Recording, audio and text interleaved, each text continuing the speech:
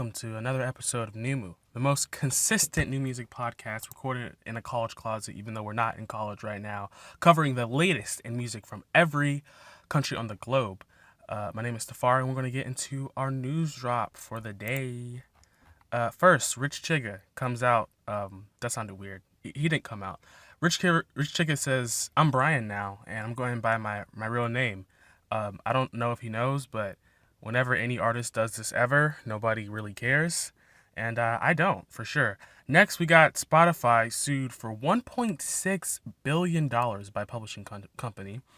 Spotify pretty much, when it comes to publishing and money rights, probably the worst company possibly imaginable. So they're probably going to try to settle this out of court. But yeah, it looks like the publishing company is in the right here. Spotify doesn't pay people. We all know that.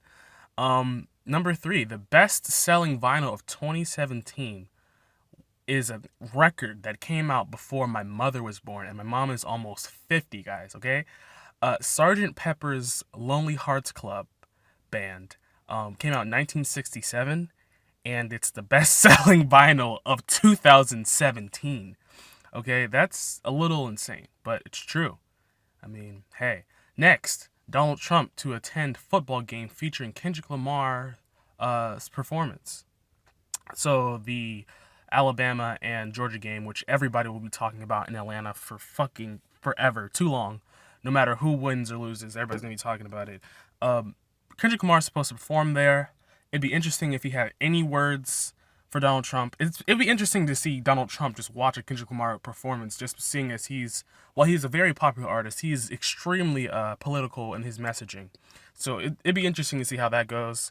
Otherwise, that's a pretty boring story, but like, it's Kendrick Lamar. This isn't like Lady Gaga, you know? Lady Gaga is cool, but like, she's not gonna give it like a super political message. Kendrick Lamar is. No matter what he does, I mean, he's not gonna be playing, little pop hits. He might play some shit that gets him in trouble, okay? He might play like the Black or the Berry or something. I don't even know. I really don't know. It's Kendrick. So we're gonna get into our new project mix. It was called Album Samplers, but hey, we gotta switch things up. We're just switching things up until I find, my footing with this podcasting shit. So we can do whatever we want. But first project we got is Giriboy. I'm not sure how to pronounce your name, but damn, dude. Really interesting album here, Graduation. I want to talk about 3 songs from this. First, Why You Mad. I originally thought the song was kind of like oversimplifying, emotions. Like, I feel like people do this thing where just like, all these girls, they mad about everything. I don't even get it.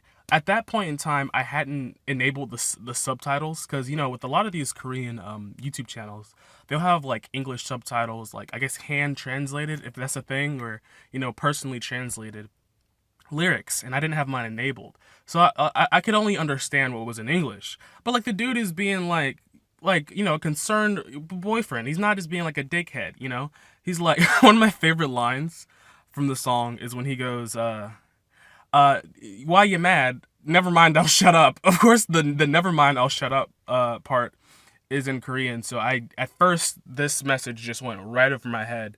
But the Korean title is something like, me not loving you just seems like your screwed friend's ideas or idea, whatever. Basically, your friend's a dumbass and she's making up lies about me, whatever. And that's what the song is about. Pretty interesting take on relationships, because most of the time it's just like, these bitches, these hoes, oh my god, like, they're always on my dick, they're always checking through my blah blah blah blah. But here you have a boyfriend who's like, dog, like, yesterday we were at the sauna, today you're like blowing my shit up, like, what's good? I thought we were cool, like, what happened? So it's interesting. It's an interesting perspective. This Giriboy album, Graduation, is kind of on that side of rap music, because Giriboy's a rapper. I should have said that. It's kind of on that side of rap music that Vince Staples was like, on when he did his album Big Fish Theory. It's a less aggressive kind of delivery than Vince Staples, of course. Well, let me not say of course, because like, Vince Staples is not this like super crazy dude, I don't think, but he's just like kind of more aggressive in his delivery style. So yeah, just keep that in mind when you think about like what direction this album would be going in when you listen to it, if you listen to it. There's this interesting, like funny as fuck part of the music video for Why You Mad though, where this girl is like sitting in a chair and she's looking at this picture of Tupac with like Tupac in a bathtub with like bubbles all over him. And she just kisses it. It's so weird. It's just out of nowhere because she kisses it in this like really awkward way too. It's just like, what the fuck? What was that? It's great though. That part, I can say subjectively is great for as like a humor point. Like nothing to do with the music. I just like the fact that she kissed a picture of Tupac. That was hilarious. Um, Next we got we want our money back. I'm kind of dyslexic, so every time I read this, I think does that say we want tour money back? No, we want our money back. I'm not sure what money you want back, but it kind of reminds me of like I don't know, college. It's probably not even about college. This song doesn't have subtitles yet because the music video was just recently uploaded, and I get all my English subtitles from Korean songs from the music videos because channels like One the K always upload English subtitles. So shout out to them for doing, you know, amazing work in that, field or whatever. But this song is just like I don't know. It reminds me of like a fuck college kind of thing because that's just what I think to myself every day. Like I want my money back for this bullshit, taking all these unnecessary classes. Side note, um, they're just a little side note. But I feel like this song works well with that kind of message. There's all these gunshots and like random, aesthetic choices. Like there's like this like ominous siren type thing. Um, and there is some clear, I mean like blatantly obvious ASAP Ferg influence. Like they do that like little hoo hoo thing that ASAP Ferg does. And it goes over way more compellingly than you might think. Um, it's just that kind of song I feel like in a way that maybe like an ASAP Mob would rap over anyways. So it helps. Um so next we got VV. Double VYV as he says in the hook. And this song is really, really that weird side of like electronic music. I'm not even gonna say like the Big Fish Theory album like that Vince Staples put out last year is kind of like on the techno side. This is just like synth pop kind, not really synth pop, but there's like a lot of reversed synths that kind of lace the track, and the vocal deliveries are goofy as fuck, which kind of melds well with like the aesthetics of the song or the track. And there's like this beat switch towards the end where it just gets super weird. And so the song is composed of three rappers, and the last rapper comes on, and he's just like, he takes the whole track to another level because he's just like he just comes out of nowhere. You're just like, holy shit, man! Like he must have been off the. Nah, I'm just kidding. But nah, it's just like really wacky, and I feel like it just goes over in a really strange and interesting way where I'm just like, okay, I see where you're coming from. The whole album kind of has that feel of just like offness, a little like a little out there, a little strange, a little weird. Even in like the more serious cuts, like the song I talked about last week, The Graduate, where it's just like a pretty serious song. It's still like really strange. It's not like it's not serious in like a dire kind of way. It's serious in like a strange like alternate universe, weird science fiction shit type of way. Um, but that's Giriboy's Graduation. Next we got Boomzu with his third mini album, 27. That was literally the title of the album is called Third Mini Album 27, or at least like in like iTunes or whatever. But two songs I want to talk about. This is like he does kind of like R&B music, but two songs I want to talk about. Once, which is like it's a duet with the kind of like stylistic, lyrical choices that kind of interweave themselves. Like he'll say something and then it has this interesting like sentence completion aspect of like the lyrics. Well, he'll just be like blah blah blah blah blah, and the female vocalist, the person he's doing the duet with, will just be like they just finish the sentence and then like they'll swap. And it's just like, I think that's like an interesting thing. You see this like a similar type of execution with hip hop music all the time. Like the best posse cuts that come to mind do that kind of thing where it's just like, you know, to keep the flow of the song kind of going, you just like, hey, you complete my sentence and blah blah blah blah blah. And so for some people it works, for some people it doesn't work. It seems to be pretty compelling here. Um, it's interesting to see this song in particular end up on this mini album though, because Boomzu, if that's even how you pronounce his name, man, I'm not good at pronouncing shit. Boomzu is kind of on his like fucking swerve shit. Like I don't give a fuck. Like I'm single, you know, like he's on that I'm single kind of wave. And this is a kind of like anti-love mini album. So to see it like this song, like a duet, end up on it, is a little interesting. It's just like, okay. Because you follow that up with the song he has with CK, the song I talked about last week.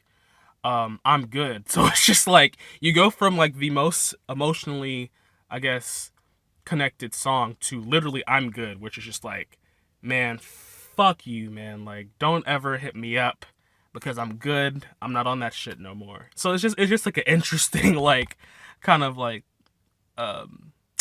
aspect of the album, you know. Next we got Just, which is yet another swerve anthem from Boomzo, or at least the English version of the song, because there's the English version, which is the last track on the mini album. Mini album is like, I think 6 tracks. But then you also have the Korean version, which I don't have the lyrics for the Korean version to like verify that it's a swerve anthem. But the English version is a swerve anthem. But the English version has some aspects of it that are kind of lost in translation in terms of like vocal delivery style, because the vocal delivery in the Korean version seems to fit the beat more smoothly, more cohesively, whereas the English version, it was just like, to get the, I guess, the message behind the song out, it had to make some compromises, and so it sounds a little bit awkward. This is another kind of Korean R&B slash, I guess, hip hop, whatever you want to really call it, rap. It's really just R&B, but this is the second Korean R&B-esque album of this week, or that I'm talking about this week, to have like a strong electronic music influence.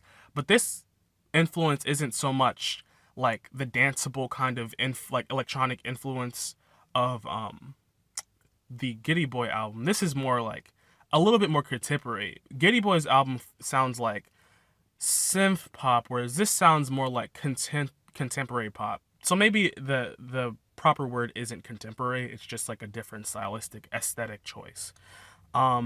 Which is interesting because we're not really getting that at all, those kind of influences anymore in American R&B. So it's just like an interesting change of pace. Like over here we're more concerned about like rap, and over there they do like rap in their R&B too, but it's just not like electronic focused. I don't even know what the stylistic focus of like American R&B. I don't even know what to call it, but it's just not that. Next we got Bet Cover with their high school exclamation mark EP. This is kind of like, you know, pop rock, I would say, surf rock in some respects, especially the 2 songs that I'm going to talk about. Well, I'm going to be talking about 3 songs, but the first 2 songs are pretty surf rock, and the last one is like synth poppy kind of. We got I Want to Be With You, and this is also Japanese. I'm not sure if I said that. This is Japanese, okay? Because I'm not going to make the connection again. Well, we have another synth pop. Nah, we're not going to do that again. But the first song I want to talk about is I Want to Be With You, which the music video version of this song and the EP version of this song are dramatically different. So when you listen to it on the playlist for this episode, it won't be on the YouTube playlist. If you look in the description for this podcast, you'll see the Apple Music playlist, and it has some of the songs, and the YouTube playlist has some of the songs. It's really hard composing these playlists every week because very often, you know, you have songs missing on the Apple Music version, so I usually defer to the YouTube. But this time, YouTube didn't have all the songs. So the EP version is dramatically different. It's has more professional mixing, and the music video version is going for more like a garage rock sounding lo-fi approach. So I didn't want to, lump those two things together so that when you listen to the YouTube playlist you get confused. It's just not the same thing. But also the lyrical direction of this song, I mean, like, look at the title, I Want to Be With You. It's kind of that kind of adolescent type of lane, which is fitting of the EP's naming. It's high school, exclamation mark, exclamation mark. So you kind of know that you're going to get into this kind of puppy love, kind of high school approach to lyrics and approach to aesthetics. And it's not that Degrassi type, like, this is the real world type high school. I mean, it might be the real world for some people, but it's very kind of like innocent in that sense. It's not trying to be super mature. It's just trying to be, of its kind of nature. It's not trying to be something it's not, which I appreciate. It's not forcing like a sound or aesthetic. It knows itself, okay? It knows itself. Next we got Cosmo. I listened to this song the most out of probably any song this week, just because the first time I heard it was when I was about to do the first NyuMu podcast of this season, and which was like December 24th. And, of course, everything that ends up on this like new project mix, I mean, it can be from any time as long as it's on the new project. I don't give a fuck. But I didn't think much of it. I was just like, I don't know. But then it grew to become a lot more interesting to me because the intro, guitar riff thing, I don't know what the proper word is, but I feel like it's a riff, so I'm going to call it a riff, is extremely catchy. And it actually just got stuck in my head. Because the first time I listened to it, I was just kind of skimming through it. I was like, whatever. I'm just trying to get through these singles. But for some reason, I Want to Be With You kind of set me up for the tone of this EP. And so when I got to Cosmo, I was just like, wow, this is like a super catchy tune, like super catchy riff, and it just got stuck in my head. And then when I saw the music video again, it was something like looking at the lead vocalist play the guitar riff while he was singing was just like so crazy to me. It made it more interesting, made it more compelling. I was just like, wow, okay. Maybe when you see somebody play something, you go, oh yeah, like that's somehow more complex to me now. I don't know, but that's what I thought. I'm just like, whoa, somebody played that? Cool. It's just like an interesting way to start, and it's a very not iconic, because icons, you look at icons. But it's a very catchy, very, I don't know, interesting. I don't know what the word is, but it's not symbolic, not iconic. Iconic is the best word I could use, but that's not the word that fits it best, okay? It's just every time I hear that riff, it just gets stuck in my head. I'm just like, fuck, get out of my head. This song makes me kind of want to go outside to a beach or something, but it also has that kind of weird Christmassy vibe, like a jingle or something, fucking rock and roll type shit. So it has very rock and roll surf kind of vibes, but it also sounds like a jingle, like Jingle Bell Rock or some shit. I don't know. That's the best way I can explain this, truly. That's just how it sounds in my head. Next we got Yume no Netaya. Yume no Netaya. It's a more synth-driven song, loop-driven song, far more pop than the first two songs. So if you think, oh, this isn't for me because I don't like rock music, which, come on, man, you just gotta diversify yourself. You know what I mean? But if you were thinking that, this song is completely different. There are some pitched background vocals on this thing, and there's also it's also kind of got that Portishead loop driven kind of, I don't know, just very synth, whereas the other ones were kind of way more acoustic. So you see that the band Bet Cover is really trying to diversify their sound, which I always appreciate. If you diversify your sound, you usually can't go wrong, okay? And they're definitely doing this. And it's interesting to see, them kind of evolve, because I looked at their I Want to Be With You music video, and that came out in 2016. The Cosmo music video came out 3 weeks ago. And truly, they have upped their mixing, they've upped their, appearance. They're more professional. And this song is kind of like representative of that. And also they have evolved stylistically, for sure. Um, this EP for me was kind of evidence that I was kind of talking about this like literally 4 days ago on the last episode of NyuMu, where I'm just like, where's like the future, or maybe it was the episode before. Nah, it was last episode. Where I was just like, where's J rock, if you want to call it that, Japanese rock music? Where is it going? With the world kind of moving on to other things, like where does it look like Japanese rock music is going, because it's still pretty mainstream, and I feel like this is representative or indicative of where it's going to go. Because while a majority of J-rock bands are kind of, or at least the ones that I see, when I, look for music and shit, a majority of them are doing the same shit that, rock bands were doing last decade, in Japan and in the rest of the world. But then you have this band who's like truly trying to do something, different and a little strange. And I really, I think that's pretty, it's a good thing to look out for, especially in a landscape where everything is just like the same color, the same kind of monotonous gray. You got this like, this spike of red, if that analogy makes any sense at all. I don't have Synthesia. I don't hear this as red, but for some reason I just said this is red. And I feel like it's indicative of that when you listen to the song, because there's like this strange like tempo change that kind of like switches the beat, and I'm just like, don't really hear that often in this style of music, in this particular space, in this genre. So, just look out for Brett Cover, because I think they're going to be doing some interesting things in the future. Next, we got King Gizzard and the Lizard Wizard with their fifth album of 2017. Their fifth album of 2017. If you thought Brockhampton was insane for releasing 3 crazy albums in 1 year, dog, this is their 5th album. And from what I've heard, because this is the only album I actually listened to out of those 5 albums, but from what I've heard, they've all been pretty much vastly different in terms of like style. I'm not sure how true that is, but hey, we're just gonna listen to the internet this time. One song that really stood out to me, out of the 5 songs I'm about to talk about, and this is kind of like psychedelic rock, by the way. One song that stood out, Barefoot Desert. Every time I see the cover, it's got like food on it, and like it also has a gum boot like with blood pouring it. It's weird, but every time I see it, I think desert, like food, like the dessert. Like, I don't know. Like I said, I'm kind of dyslexic, so it kind of fucks me up. But this song has this, like, 2017 was just the year of the flute.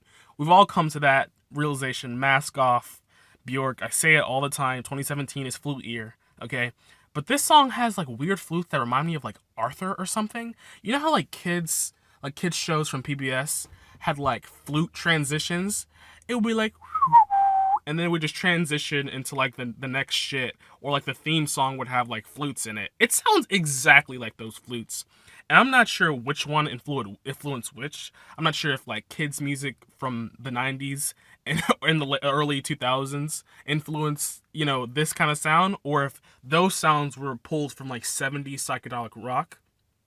But I'm definitely getting those vibes, okay? I'm definitely getting the Arthur vibes, and I never thought I would hear anything that even remotely sounds like that, but it does. There is some interesting lyrical choices too.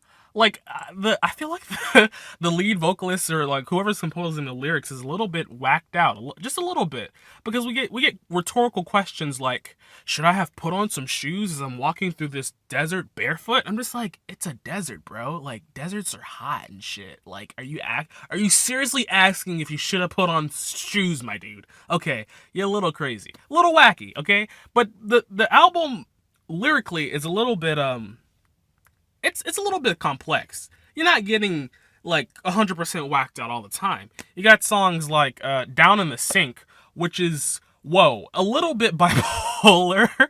So it's like the lyrics in this song Barefoot Desert, a little wacky, but the instrumentation all over the album is pretty like whacked out, like extremely. It's so bipolar. You'll listen to it and it's just like calm, and then abruptly it just gets dreary as fuck, and you're just like, fuck. And it's probably a commentary about coming to the city, because the song is like, come to the city, blah blah blah, and then it just like beat switch, and then it's like, it isn't as it seems though. Whoa, out in the void, or some shit. Like, I don't know. It's kind of crazy. And you have a song like "I'm Sleeping In," which I gotta mention, return of the harmonica. Like, I just appreciate when people give me quality harmonica, and we got some quality harmonica. Um, it's it's got these, you know, the record again. I'm trying to like tie this shit back together. I get scatterbrained. Um, it if the harmonica in this song specifically, because I want to talk about that, it acts as like a natural depressant. Like, I don't know what it is. There was that one song from last week that wasn't depressing and it had harmonica, but it's like every time I hear harmonica, people are using it as like a depressant. Like, I'm just gonna get you in that mood. Um, Alongside the harmonica though is like this guitar, or there's like this like guitar like synth that kind of create like a relaxed mood, and I'm sleeping in, and it's kind of like dredgy and dreary and shit. But there's just all these strange, like, dreary influence, and it just feels like really depressing. And I just keep, every time I think about an album and like the message it's trying to convey, I just think about the cover art and that weird picture of like the gumboot with like blood gushing out of it, and like the food. I don't know, man. This album has some like weird, dreary, slow, depressing aspects of it, but then it has these weird, wacky, kind of like childlike almost influences that are kind of like psychedelic, but other times they can just be quite like sophisticated and mature. Like in the song "The Wheel," it's like a jazzy kind of influence song, um, that trades the psychedelics for like a chilled approach to instrumentation. It's the closing track, and it's really kind of reserved at the beginning of the song for a closing track. I feel like what a closing track is supposed to do is set you up for the beginning of the end, and for the most part, this does that. The percussion on the song is kind of acting like a driving force, or a driving, it's like a vehicle, for the song's progression. And towards the end, you get some like super hard, super like pounding percussion, and it feels more like a closer in that sense. But it also feels like ending an album in an ellipsis as opposed to like a period. It's not like bam and then it was just like an explosion. It just kind of like fades out, and you can get really conceptual about what this album's about, and like the commentary that the vocalist or whoever the lyricist is making, or the band as a whole is making.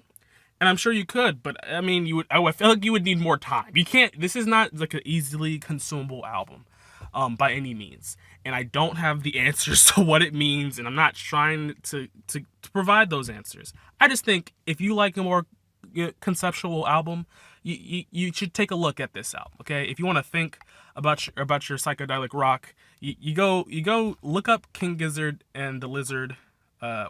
King Gizzard and the Lizard Wizard Gumboot Soup, and I feel like you won't be disappointed. If you are, I mean, well, be disappointed then. Next we got Scallops Hotel, aka Milo. I'm not sure if Scallops Hotel is Milo plus like a producer, or Milo plus somebody else, but it's Milo. Milo is a rapper from Wisconsin who moved to LA to rap with some old dudes like Open Mike Eagle and shit like that.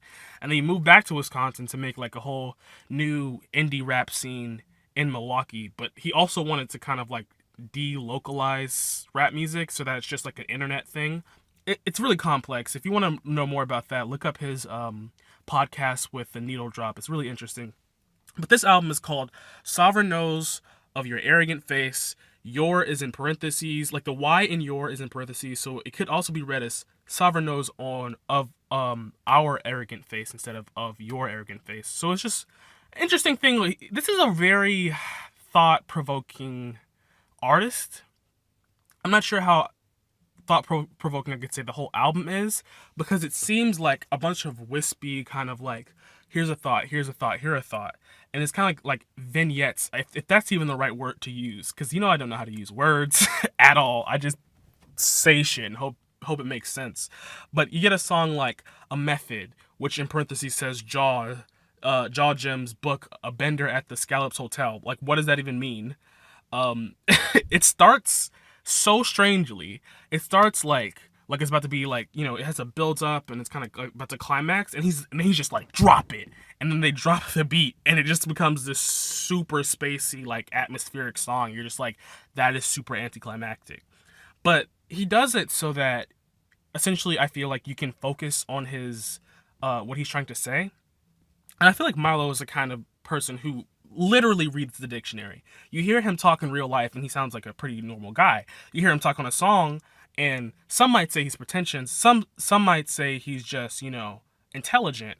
There might be a middle ground for that, I don't know, but he says shit like, he says words I've never heard before, and I'm just like, man, you had to have looked in a dictionary, which is an educated thing to do. But some people say that's a pretentious thing to do. Some of those people might just be stupid. I don't know. But Milo seems to know, like, he knows how to, it feels like he knows how to use the words he's saying, which is always a good thing. But you don't really see that in hip hop because people make up fucking fake words in hip hop. So it's nice to have a Milo. One of the lyrics in this song in particular is, I brought a knife to the gunfight for Wonder Bread, which was one of the more, the least kind of like vocabulary heavy lines from this song. I don't remember if this song was actually that vocabulary heavy, but in general, Milo's songs are pretty vocabulary heavy.